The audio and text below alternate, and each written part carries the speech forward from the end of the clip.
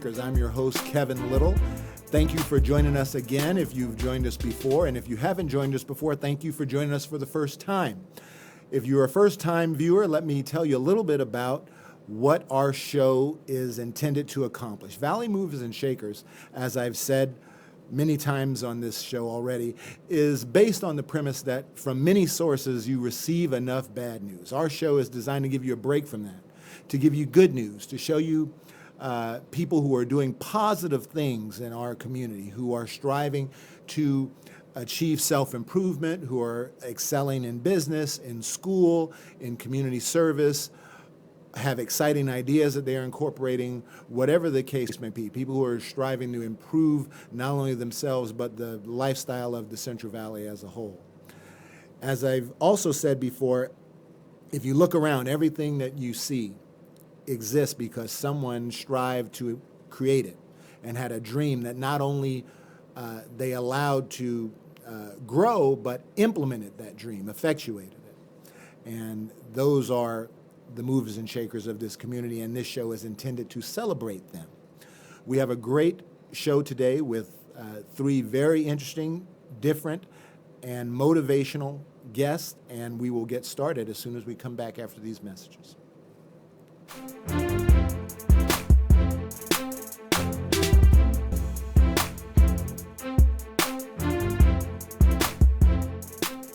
Welcome back to Valley Movers and Shakers, and I'm very happy to introduce our first guest, Faren Montinez.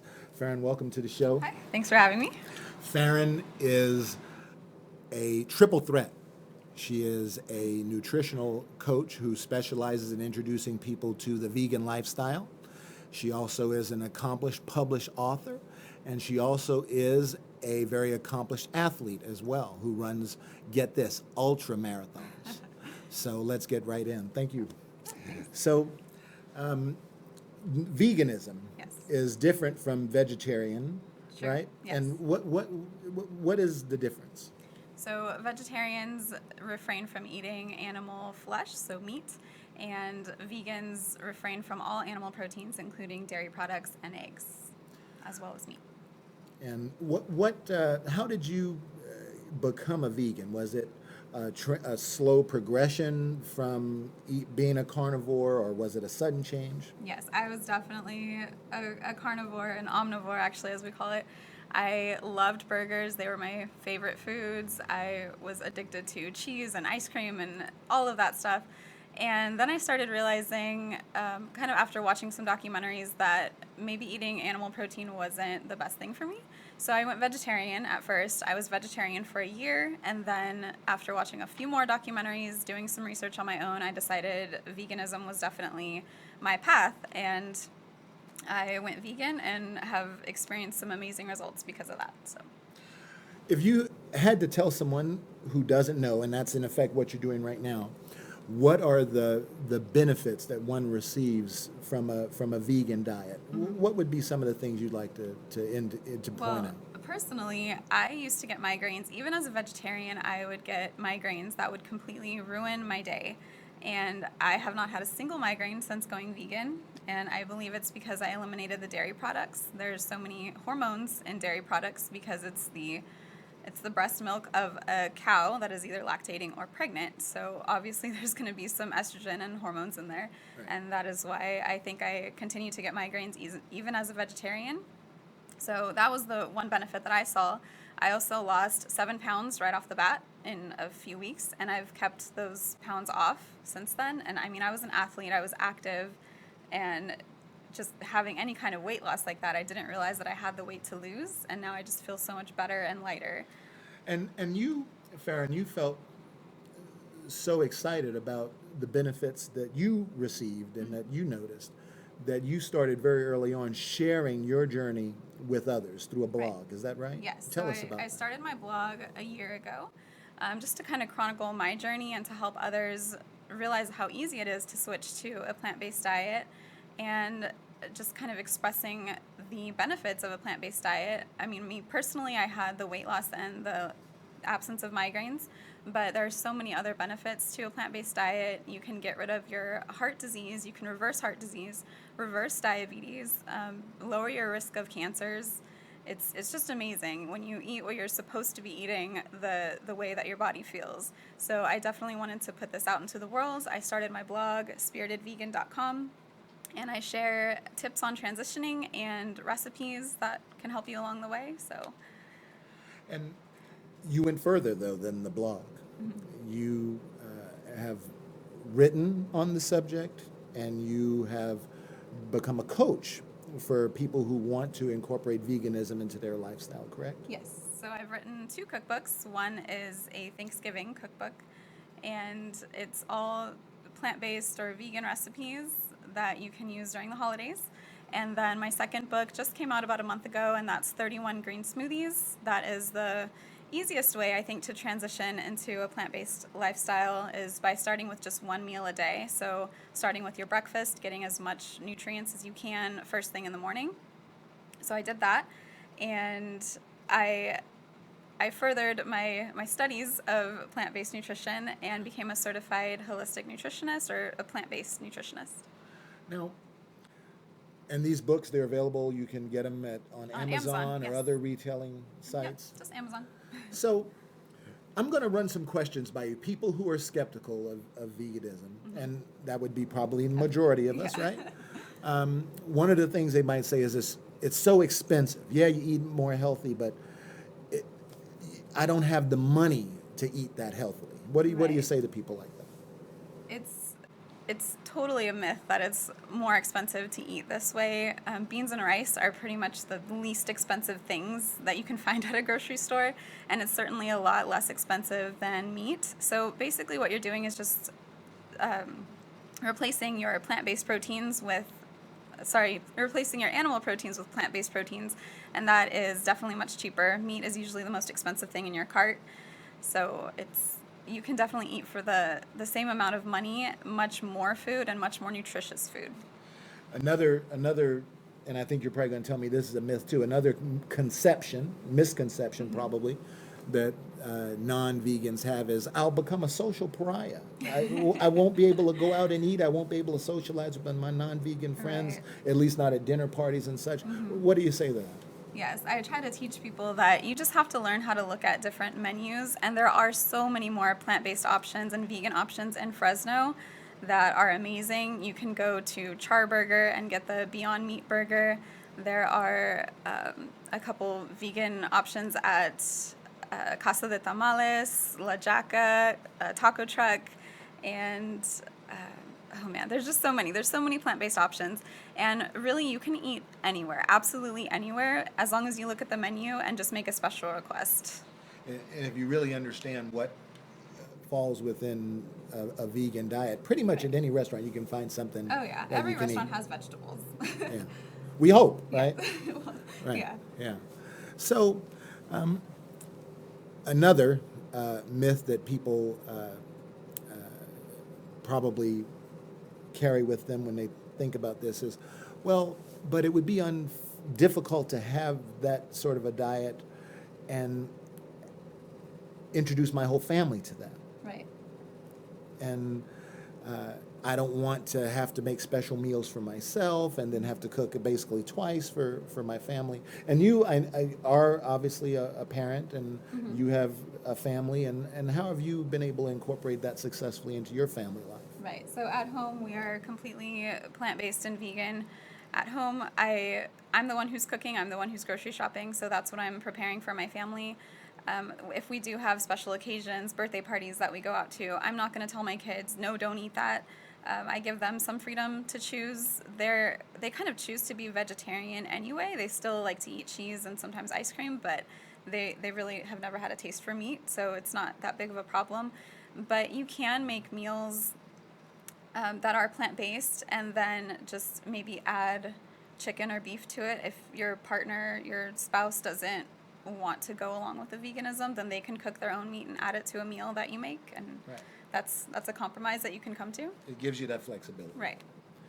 And then, I guess maybe the final myth that people have is, well, you really need protein in your diet. It's one of the essential building blocks for a healthy person. And if you're a vegan, where are you getting your protein from? And like you mentioned, I'm an ultramarathoner, so obviously I do want to get my protein in. I know the benefits of rebuilding my muscles, and so definitely protein is important, but there is a common misconception that protein only comes from animal products, and that's simply not true. Animal products like meat they are a complete protein in that they have all of the 9 essential amino acids that we need to get from our diet. But if you just combine a couple of plant-based proteins, like I mentioned earlier, beans and rice, that becomes a complete protein because of the different combinations of amino acids. So as long as you're eating different types of plant-based protein like beans, lentils, tofu, tempeh, there's so many different options out there that don't have any cholesterol and saturated fat. Now, before we take our first short break and we move into the other aspects that I want to discuss, can you share with me how you've been able to successfully coach others into this lifestyle? Yeah, right now I'm just doing word of mouth referrals, but I am developing an online course that will teach meal prepping, 21 meals plant-based that will last you the entire week. And that is currently in the beta version. I have a small group of students who are currently taking the course as I'm developing it. And you can still get in on that. Go to my website, spiritedvegan.com/courses, and you can enroll in that, where I teach you how to transition to a plant-based diet as well as meal prep. And the first step, it would be, for instance, if I wanted to have you as my coach, you would come to my house and basically throw all my food away. Well, sometimes that can happen. I say that in jest, but right. it's not far from the truth. No, I'm not going to throw it away, but I will come to your house and point out, Right. If we do one-on-one coaching sessions, I will come to your house and point out what you can look for on those nutrition labels, what you would need to toss out, and what you can keep and what you can get more of. All right, well, we're going to take a short break, and we'll be back with more Faren Montinez. Stay tuned.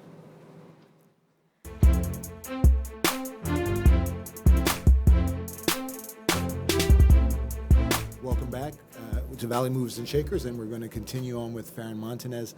Faren, before we begin talking about your ultra marathoning, and I want to certainly spend a lot of time on that. I did want to give you a chance to talk more about your writing, because you are a professional writer, right? And you've been involved with many journalistic publications, isn't that right? Can you tell us a little bit? Yes, so I've basically been a journalist for half of my life. I started writing for the Back Talk section of the Fresno Bee when I was like 14 or 15 years old, just doing like movie reviews and CD reviews. And I knew exactly what I wanted to do in life. I wanted to be a newspaper journalist. I went to Fresno State and got my journalism degree. And my most recent job was at the Fresno Bee. I was actually the editor of the Clovis Independent. So. All right. So now we're going to talk about the ultra marathon. Mm-hmm. Now, even a knucklehead like me knows that ultra marathoning means longer than an actual marathon, right? Mm-hmm. How did you, more specifically, build up the courage to start doing something like that? I surrounded myself with people who do the same thing, so it became normal. I started with just running a 5K, went on to a 10K, a half marathon, a full marathon, and some of my friends and acquaintances were ultramarathoners, and I saw them doing it. I figured I could do it too, and tried it, and I loved it. Fell in love with ultramarathoning. Now, I've been a little bit silly today, but I did want to, on a serious note, bring out you ran your first marathon in honor of the victims of the Boston Marathon bombing.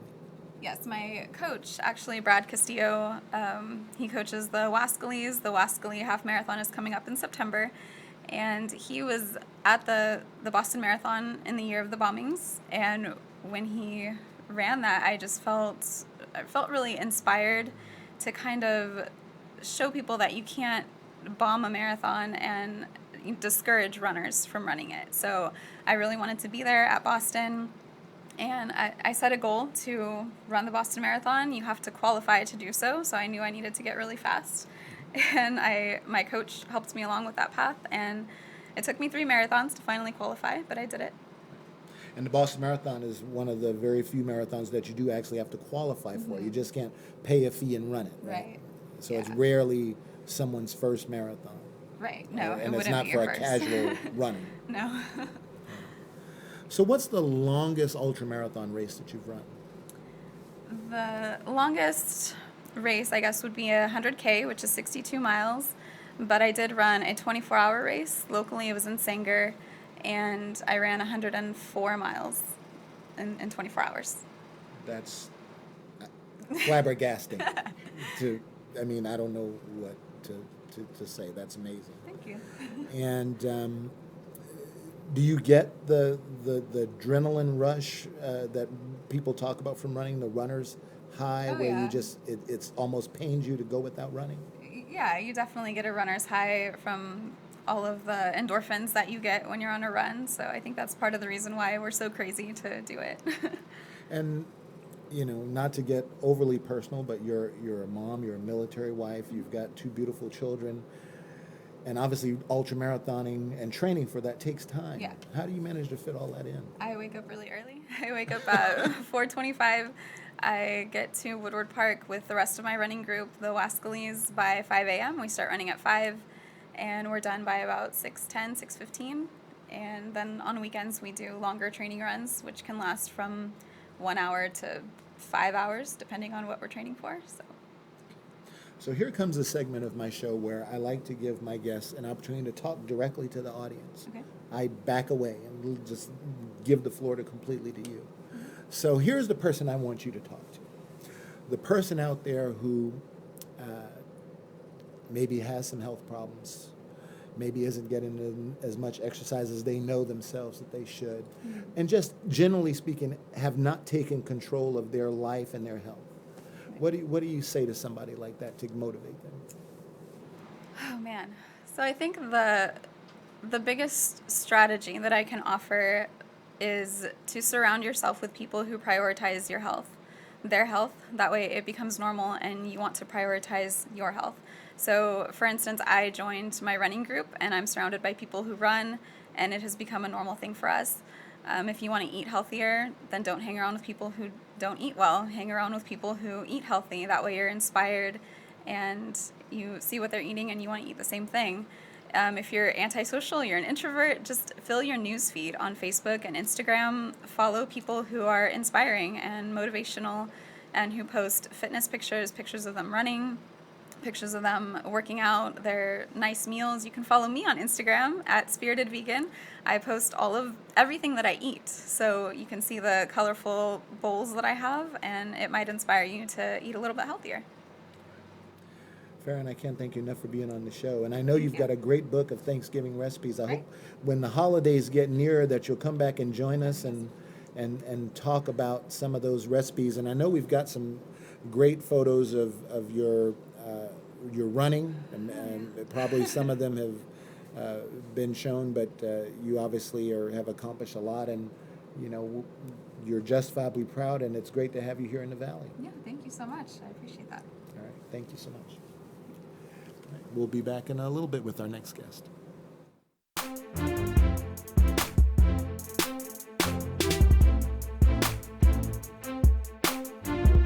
Welcome back to Valley Movers and Shakers, and I'm happy to introduce our next guest, Stephanie Bakula-Ribeiro. Thank you for joining me today. Thank you. And Stephanie is, in addition to being a busy, successful business person and having her own family, has on her own started a feline rescue here in the Valley. Is that right? Yes. Where does the love of cats come from? I've always had animals growing up, and rescue was never in my future. I adopted 2 cats. My husband and I adopted 2 cats. And the lady I adopted from asked me to go help some homeless cats behind a grocery outlet. Right. And I had no idea what to do. So I drove like 30 minutes across town. I took some cat food and water. And when I pulled up and I saw these homeless kittens and the mom, I thought, well, I can't leave. I need to save the whole family. And so Your heart just wouldn't let you my heart make wouldn't that tough choice. Yeah, I didn't even Yeah. want to physically leave the area. And so I ended up partnering with 2 other people, and we rescued all the kittens and the mom. And that was in December of 2015. And then January 2016, my little brother passed away. And after losing him, I told myself, I have to make a difference. I have to make a difference. You were looking for something to do to honor your brother. Correct, yeah. And I really wanted to work with people that suffer from mental illness or addiction. But my cat rescue like blew up and took over. And my little brother had a cat named London. He loved his cat. And so I thought, well, why don't I just educate myself, network, grow my rescue, and it's going to be in honor of my little brother Michael. And so that, and now here I am 2 years later, 2.5 years later, and I have Save Me right now. Well, we need to back up so that people really understand the boldness of what you did. Mm-hmm.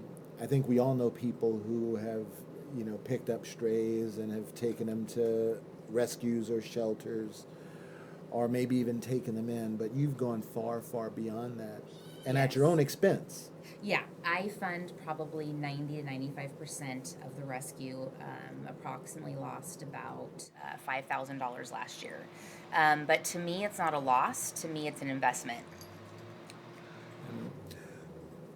Do you believe that there's, and this, what you've done kind of predicts your answer to this, that there's a shortage of rescues and shelters for stray kittens? I do in the Fresno Clovis area. I do. We definitely need a new facility, and I hope in 5 years or less I'll have my own first-class building. I partner with other fabulous women on Facebook who rescue. They have their kids, their husband, they have their job, and they still put time into rescuing on the side like I do, and I respect all of them. Because rescue is not just Danette and I. We have a team, and it takes a village. So I myself have personally tried to contact certain rescues, and I don't get an email back. I don't get a call back. Something I am a firm believer in that my dad taught me is you follow up.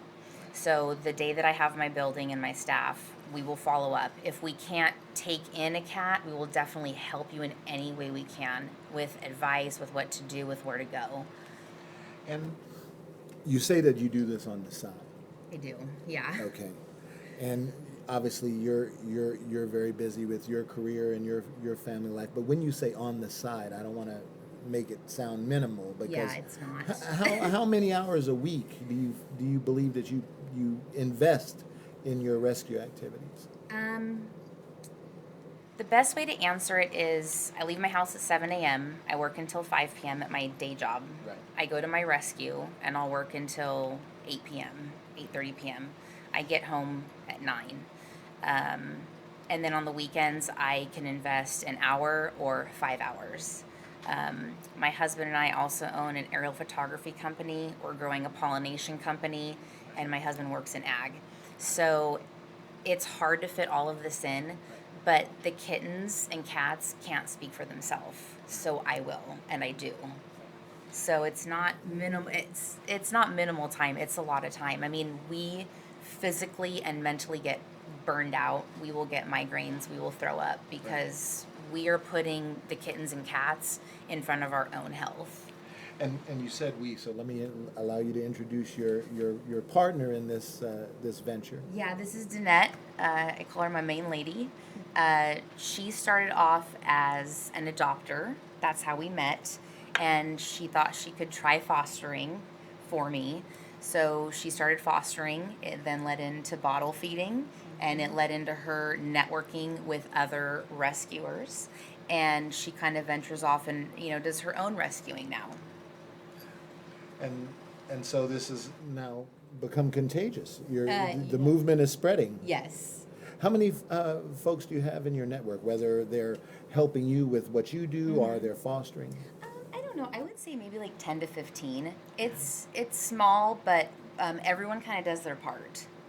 Everyone kind of has their own strength.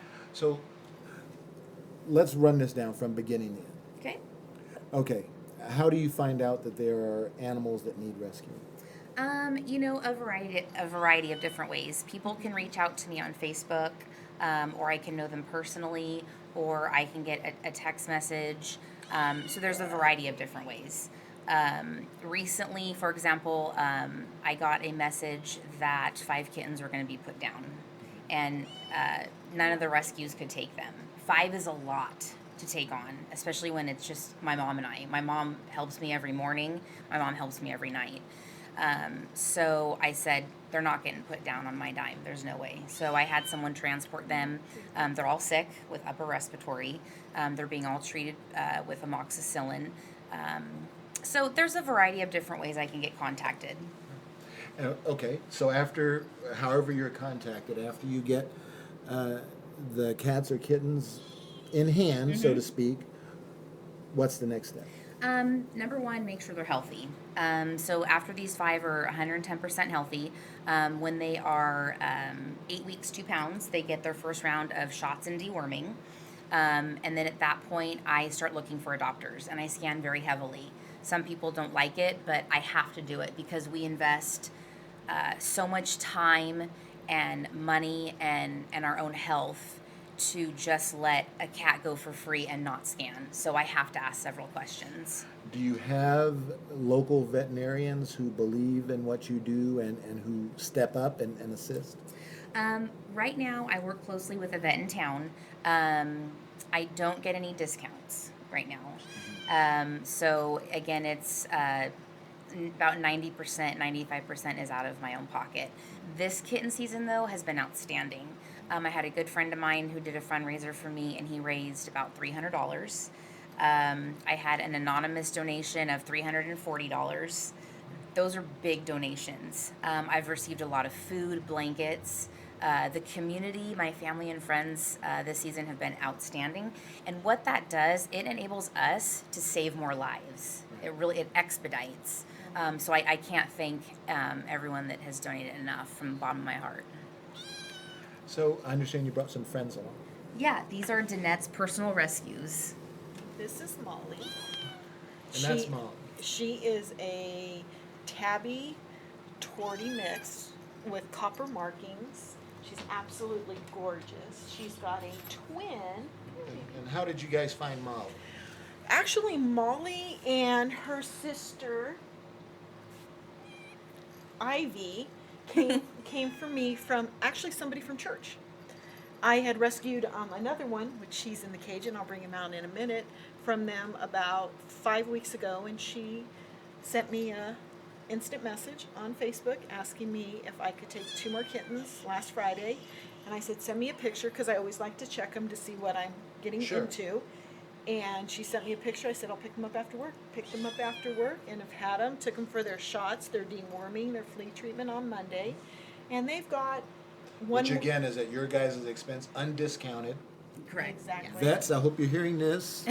We all should do our own public service. We do. I do have a neighbor who is absolutely outstanding, and she helps with shots and deworming and cap stars, and it's heavily discounted. She's not a vet, but she knows how to do all that stuff. Right. But when it comes to like if they have an abscess or we have to get them fixed or they just need an exam, it gets very costly. Sure. The last vet bill that I paid was $140. And then I'm taking 2 cats to the vet on Friday, but actually someone's paying for both bills, which is very nice. Good. Yeah. Come here, baby. And how long have Molly and Ivy been with you guys? And then there's another one. I didn't even notice. This one is Kind of camouflage there. This one is Timmy, and I got Timmy when he could fit in the palm of my hands. Timmy's got some big mitts. Yes, he does. He's a little lover boy, and Timmy fit in the palm of my hand when I got him. And actually, he was a litter of 3. And when kittens go without eating for a long while, when they're brand new, when their eyes aren't open, it's important that they get fed every 2 hours. Otherwise, their organs shut down, and you end up losing them. And he was the only one that survived out of his litter that I had. And he is a little fighter. Actually, I just got him back from one of our bottle feeders just on Sunday. He's healthy. He's gotten his first shots. And we'll socialize him probably for another 2 or 3 more weeks, get another set of shots, and then he and the girls will be ready for adoption. But it's all a process, you know. And that was going to be the next thing to ask you, because how do you go about finding good forever homes for the cats and kittens you save? It's a lot of screening, a lot of questions, because you hear all over Facebook and everything to watch who you adopted, because people use them as bait for dogs. It's sad to hear, but it's true. So we screen them very thoroughly. We ask a lot of questions. We look at their Facebook pages, because that's usually how they contact us, or Craigslist. And we check their Facebook pages to see how their Facebook pages look, and we ask questions about cats and what they know about cats, and one of the red flags is if somebody asks for a free pet. Because if they're asking for a free pet, they can't afford to take care of a kitten. And if a kitten gets injured, sick, or anything, it's costly. Right. You And you don't want to give them to a home where they would likely get abandoned if something goes wrong. And we don't like them outdoor cats, because then they get injured, they get hurt, or get If killed. they can just step in a chemical and lick their paw and it's over. Yeah. I actually prefer going to the adopter's home. Some people don't like that, and I'm absolutely putting my life at risk when I'm doing that. But I scan pretty heavily. I talk to them on the phone. I can check out their Facebook page. I'll let my husband know where I'm going. So I go to the adopter's home. I want to see how they live. Do they live clean? What other animals are there? Who's the cat for? It's kind of like how I met Danette and her family. I sat down with them. I was there for probably a good hour, just chatting, getting to know the family. So, because I stay in touch with my adopters. Because that's one of our things. We get pictures all the time. So you We get follow up, follow-ups. too. You Yeah. find time to do that. Yes. That's wonderful. Well, we're going to take a short break, and then we're going to come back and talk about maybe where you see this going in the future. Okay. All right, we'll be right back. Welcome back to Valley Movers and Shakers, and we're back with Stephanie Bakula-Ribeiro and Danette. Sorry. And we want to talk about your future plans. But before we do that, I know you brought along a lot of photographs and of your work that we want to share with folks. So I'm just going to have the pictures put up on the screen, and we can just talk about them one by one. You'll see them there on the monitor. Okay. So that's when I got called out to my very first rescue, December 2015, and I pulled up, and that's what I saw. And that's kind of what did it for me is I just did not want to leave those cats. So I ended up feeding them, giving them water, like I said earlier, partnering with a couple of other people. We saved them all and got them all adopted. And this was in the immediate aftermath of the loss of your brother? This was Or December very 2015, and my brother passed January 2016, so he passed about a month and a half after. Okay. And then you brought some other photos too. Yeah, that's my brother, Michael James Bakula. He was going to be a professional baseball player, obviously very good looking. And so my rescue is in honor of him. That's wonderful. That's wonderful. Okay, so this is where I saved 13 kittens at one condo. It was a mess. It was time consuming, but I think it was 13 kittens and 2 cats at one condo. And how in the world did they all end up there? Basically a pet owner being completely irresponsible, not fixing their cat, feeding ferals. I don't mind people feeding homeless cats or giving them water, but if you're going to do that, please get them fixed. Please get them fixed, let them heal, and release them. And then you've got some more to show us as well. Okay, that is Fowler, and my grandma was in an Alzheimer's home in Fowler. My family is Armenian, so I don't mind helping in Fowler. So I named her Fowler. She took 3 months to get well. She was on 3 antibiotics, and again, took her 3 months to get well. So it's kind of a before and after. You can just tell by her eyes, the color of her fur, how healthy I got her. So that was a 3-month commitment. Yeah, that's pretty startling, and that takes a lot of vigilance, right? Yeah, I don't give up. So I got her healthy. All right, let's look at a few more of these. Okay, this is Lola. She's my baby girl. So I got a call when I was at work, and this is when I first started, that there was a calico, black, white, and orange, in a gutter on the side of the road, back legs not moving. Cars just driving by, nobody doing anything about it. So I almost want to tear up. So I said, I don't know what I'm going to do. I'll take her. So I took her to the vet, and they told me how to perform physical therapy on her. And I would have to hold up her legs for 20 seconds and then take 20-minute breaks. And it was very tiring. But as you can see, I've had her now a year, and that's the before and after. I've got her extremely healthy. She's been fixed. She can stand on all four legs. She does a little bit of walking. She's not 100%, but we're definitely getting there. And throughout the physical therapy process, I fell in love with her. And so she is now mine. As you can see there, she's standing and walking in the grass. So she is now, she's my world. That's great. And she looks very happy and well fed. Right? Yeah, she's well Kind of like the host of this show. Right? Yeah, yeah, she. Okay. Yeah, so Lola is my baby girl. That's great.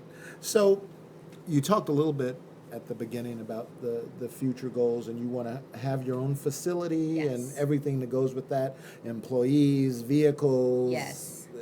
healthcare, the Yes, whole 9 yards. absolutely. How do you see yourself getting from where you are now to there? Okay, so I was a designer for 7 years. So my plan is I would like to draw up a floor plan. I can draw up an exterior, and then I would like to partner with a local architect who would like to donate their time and help me out and professionally draw that floor plan, professionally draw the exterior for me.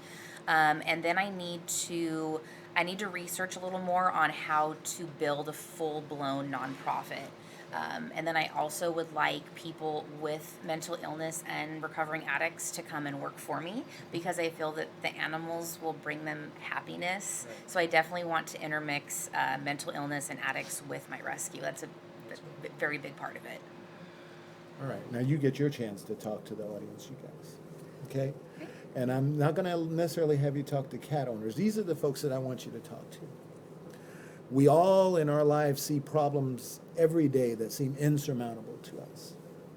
Whether it's cats, whether it's homelessness, poverty, you name it. And things that we all feel need something done about them, but we feel it's just too overwhelming for me to do anything about it.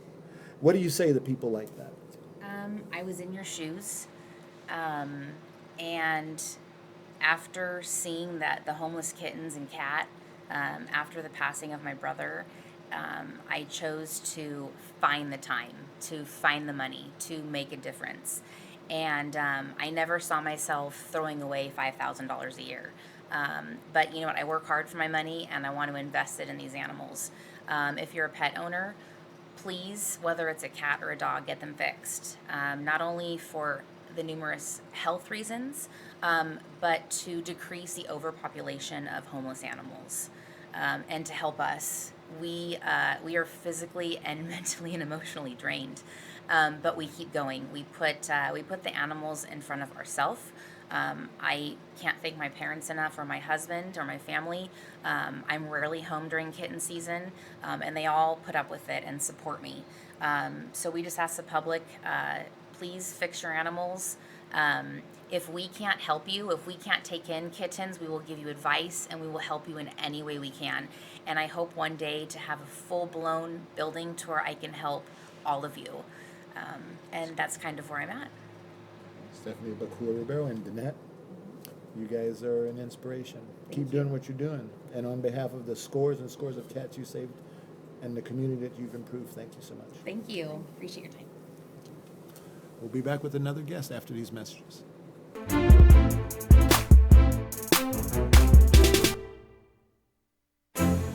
Welcome back to Valley Moves and Shakers, and I'm happy to introduce our last guest for today's show, Miriam Martinez, who is the owner of La Jacka Mobile here in Fresno. It is a vegan, or at least in part vegan, taco truck that specializes in making delicious food, healthy food from the jackfruit. And we have Miriam Martinez here. Thank you so much for joining us. How did you get the idea of making delicious Mexican food from the jackfruit? ¿Cómo fue que usted tuvo esta idea de hacer comida mexicana de este tipo de fruta? Bueno, pues la fruta llegó hace 30 años al lugar de origen donde yo soy, que es el llano municipio de San Blas, donde nadie la conocía, y empezamos a explorar qué era realmente esta fruta. Con un poco de información, investigación, supimos que la fruta tenía proteína, y era rica en proteína, y se podía usar como un sustituto de carne. So the fruit came native to her town about 30 years ago, And 30 years ago, that fruit didn't exist. When it came into town, it was totally new to everybody. So when they started realizing and researching that the fruit was actually a good replacement for meat and it was a good protein placement, that she decided why not use it in food. Now, for those who aren't familiar, like I wasn't before I met you, with what exactly a jackfruit is, can you explain what it is? Puedo explicar para la gente que en realidad no conoce ese tipo de fruta que en realidad es la fruta jackfruit. Bueno, la fruta jackfruit es una fruta muy completa, tiene más de 90 propiedades, es rica en vitaminas, minerales, proteína. La puedes consumir tanto verde como la puedes consumir maduro, porque puedes hacer cualquier cosa de las dos formas.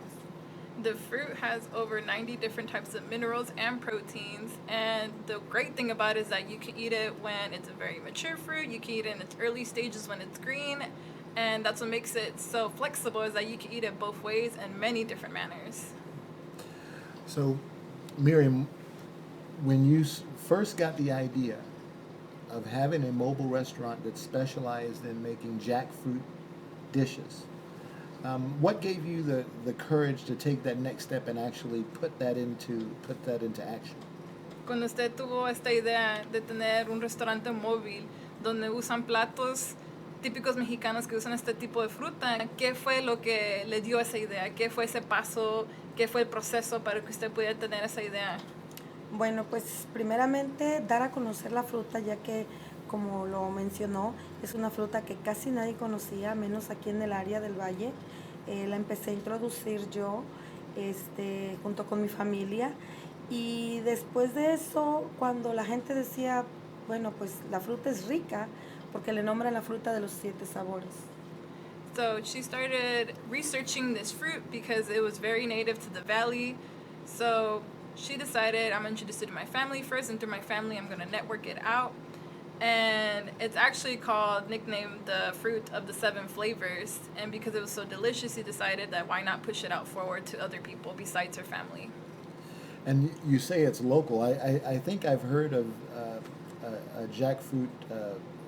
Is it called an orchard? I'm not sure, but in Merced County, are there many places around here where jackfruit is grown? Hay muchos lugares aquí donde ven ese tipo de fruta, porque algunas veces han escuchado gente que hay un lugar donde venden esa fruta en Merced, pero si usted conoce a lo mejor otros lugares aquí locales que lo venden.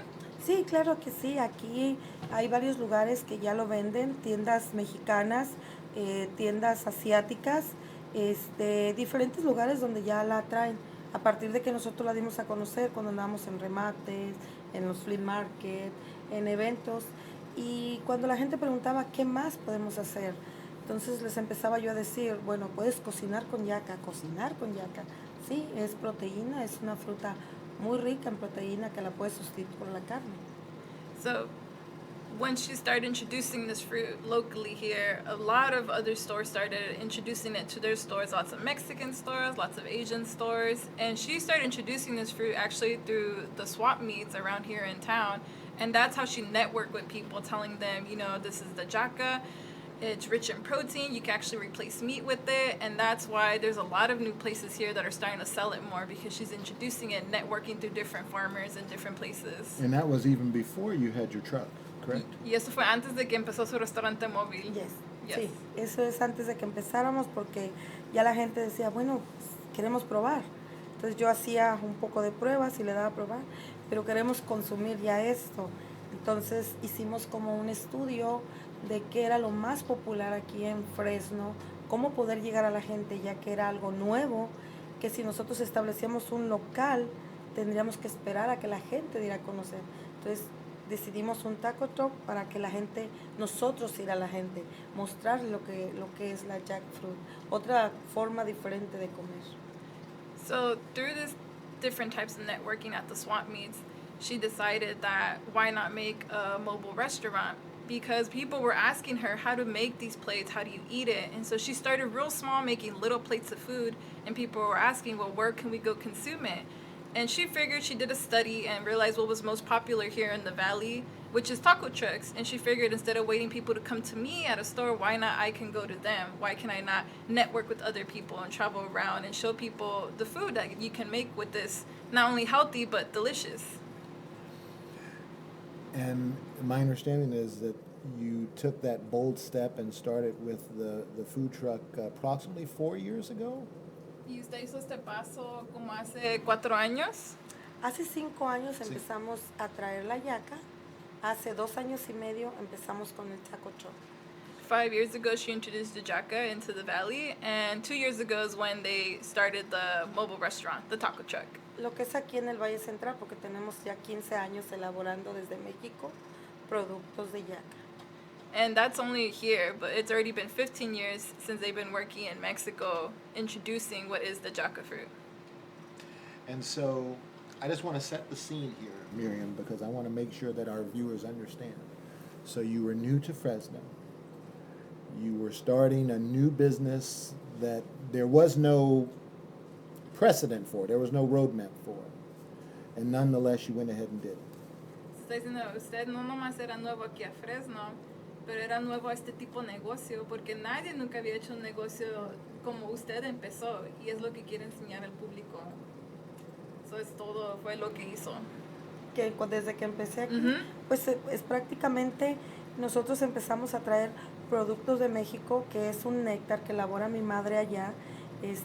Pusimos esa empresa, pero en México no había mucho, todavía no era muy conocida. Sabíamos que toda la que producía se venía a Estados Unidos. So in Mexico, her mother would actually make this nectar of the fruit.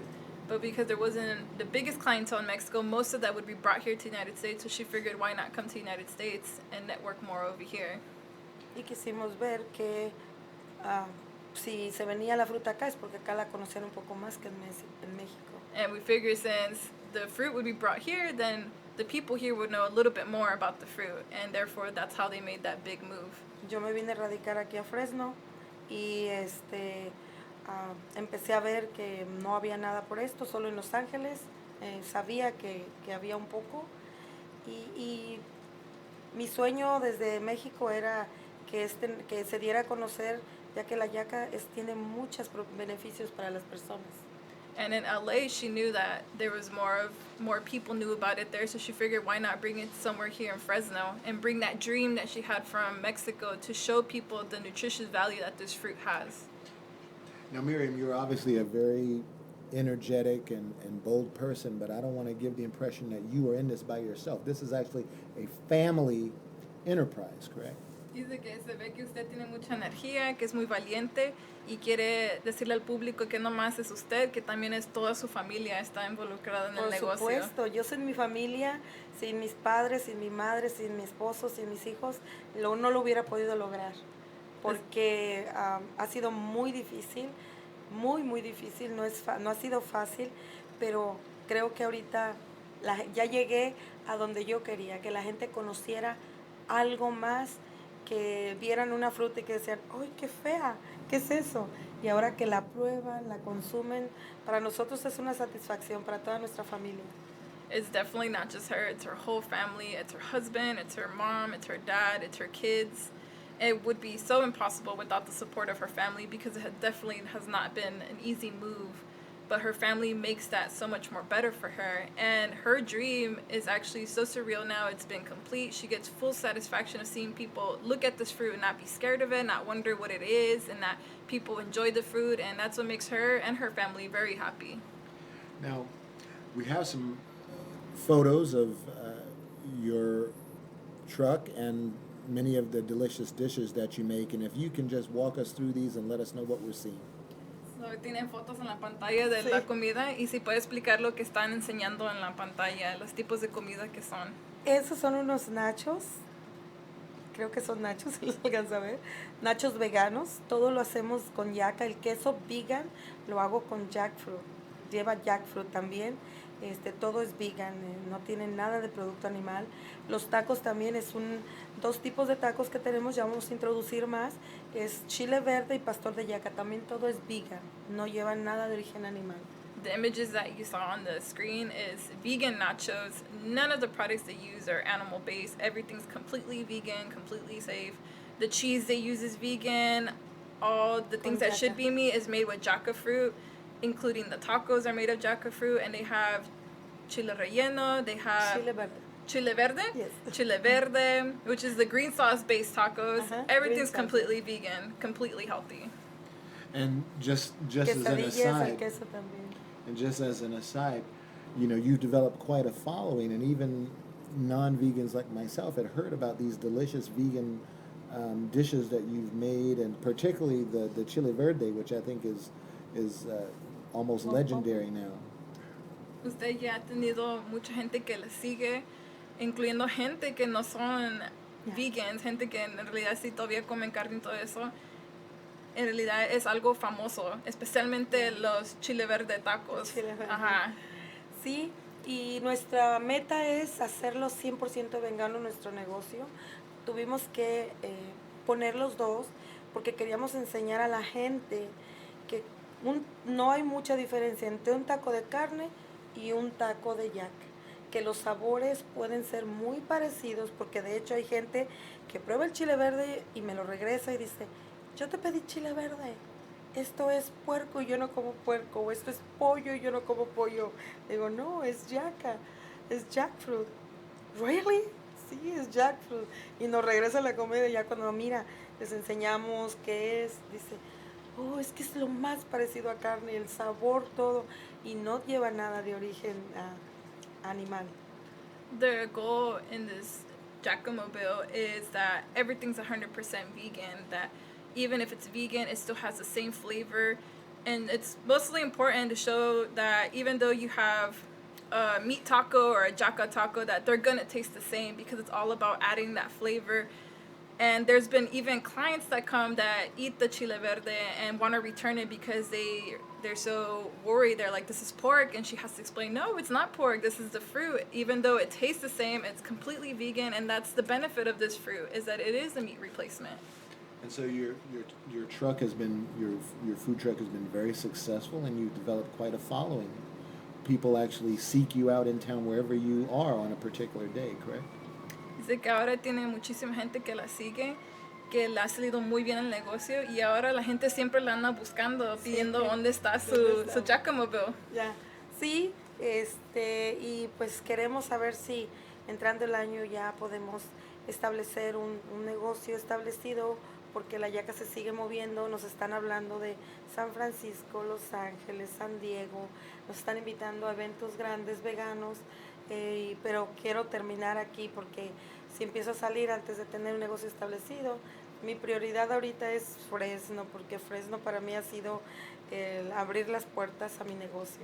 See, the Jacka mobile has done so well, and it's true, she does get a lot of following, and it's to the point where lots of vegan events are calling her to go and attend, from San Francisco, from LA, from San Diego, and her future plans is to open a business, actual Jacka restaurant here in Fresno, because Fresno has opened all the doors, but she won't leave until she's done here in Fresno, because this is where she's done the most, and this is where she's done the most networking, and that's what she's looking forward to in the future. Now, I've had a chance to talk to you before today, and you get satisfaction not only out of running a successful business, but also providing healthy food for the public.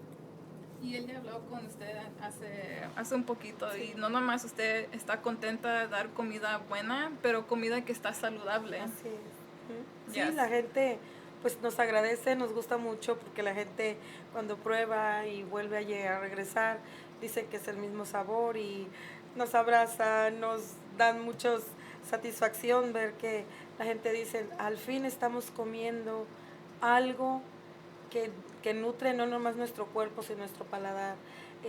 Ha habido como últimamente como unas 15 personas que tienen un día, 2, 3 días de que se están convirtiendo a veganos, no a vegetarianos, veganos, y les han dicho, hey, la Jacka es lo mejor que puedes encontrar ahorita, hey, la Jacka, y van y prueban, dice, definitivamente pensé que ser vegano iba a sufrir y contigo no voy a sufrir. She does get lots of satisfaction, being able to feed people something not only delicious but healthy, and all the clients are extremely satisfied, extremely happy. They constantly get hugs, lots of love, lots of praise, and lots of new vegans that are barely 1, 2, 3 days in look for the Jacka mobile, because that's what they're told from other vegans from the community, And it's always this idea like, oh, being vegan, I was gonna suffer, and now with you, like, you're a savior. Like, now I'm gonna enjoy tasting what I'm eating, because not only is it nutritious for your body, but it actually satisfies your taste buds. So I want to give you the same opportunity I give all my guests to talk directly to the audience before we have to say goodbye. And someone who has I want you to send a message to people who might have a good idea, but are scared to take the risk that you've taken. And what do you say to people that maybe would motivate them to follow in your footsteps? Y es oportunidad para hablar con el público directamente y hablar con esa persona que tiene esa idea de empezar un negocio o tiene ese sueño como usted tuvo, y cómo usted puede inspirarlo o tener esa motivación para dar el mismo paso que usted dio para traer este negocio, un sueño desde México aquí a los Estados Unidos. Pues es muy simple. Si realmente alguien cree en sus sueños, alguien cree en lo que está haciendo, le gusta lo que hace, ama lo que hace, no debe de... Va a haber muchas cosas que se atraviesen, que te van a lo mejor a hacer sentir, no lo hagas. Pero si es lo que te gusta, si es lo que tú quieres, si es tu sueño, tu pasión, sigue, porque sí se puede realizar. Es algo que nadie puede cambiar más que tú mismo. It's actually very simple. If that is really your dream and your goal that you want to accomplish, then no matter how many obstacles come your way, no matter how many feelings of doubt you get, you have to keep pushing through, because ultimately it is your dream, it is your goal.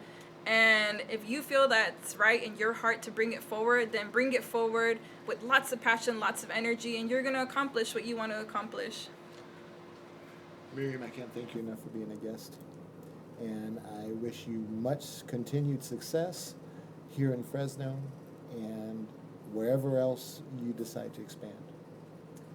Gracias por venir aquí al show, y siempre te va a dar, muchas gracias por no más ayudar a la comunidad, pero siempre por ayudar a su negocio y ayudar a toda la gente que ayuda con su negocio. And I'd also like to give a special thanks to our interpreter, Antonio Orena, who has assisted us so capably. Well, that'll do it for this week's episode. And thank you for joining us, and we'll see you again next week.